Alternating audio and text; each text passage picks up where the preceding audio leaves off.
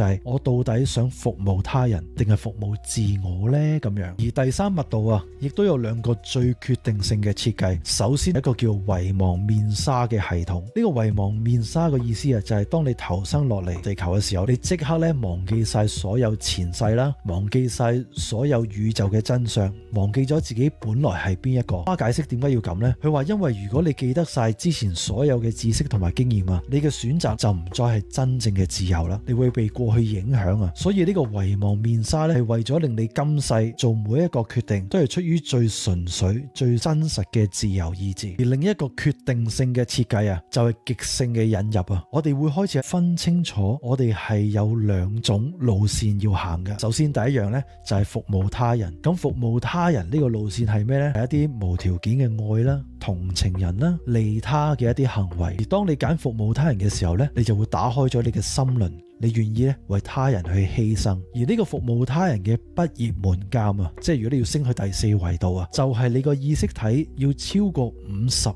51% 以上服務他人嘅取向呢，你就會去到正面嘅第四密度啦。